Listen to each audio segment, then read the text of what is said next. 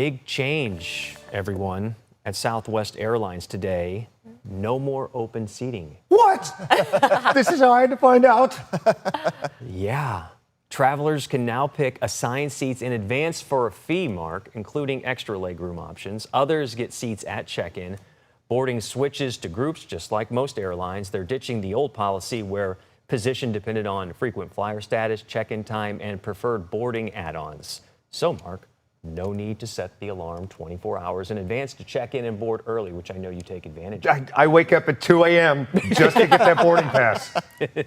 This is a big change, though. I use Southwest a lot, and that was kind of the appeal, is that it was different from every other airline, that you would get the number, you would check in early, and you would save some time, because if you had somebody with you especially, you would just make sure you would get those 2 seats.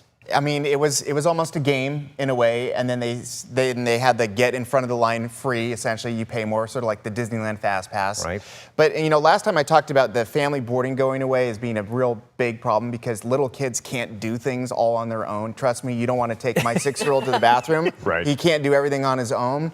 But also for people that are helping, say, a senior that has a medical condition. You think about the world as this is how you travel today. One day that might be you, or that might be your parent. So there's things that are going away that people don't think about that's really going to change your experience. So think before you speak, because a lot of people are getting the downside of this. Question from the floor? Yes. So they're not going to have families and people with special needs board first? Special needs, yes. Families, no.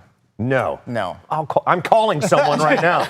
I'm an advocate for this because I stress out like the Titanic sinking every time I try to get on my Southwest flight. But now with these rates going up and 90% of our Congress, like our state leaders are flying back and forth between Sacramento, Right. our taxes are going to go up and now we can't afford a ticket to anywhere.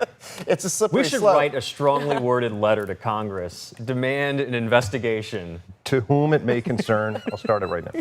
I do want to add one caveat. Yes, you can sit together as a family, but the process is you have to ask them, and they will do their best to put you back together. That is a policy that is going to be loaded up with, it didn't work out. My advice. I Go wonder ahead. just what prompted the change. Like, because now it's like any Skrilla. other airline. It's got to be money, Well, right? apparently people were complaining they didn't get to pick the aisle or the leg room, and so they just want to enhance their customers' experience. But then you go to the other airlines. Right. You choose United. You choose Delta.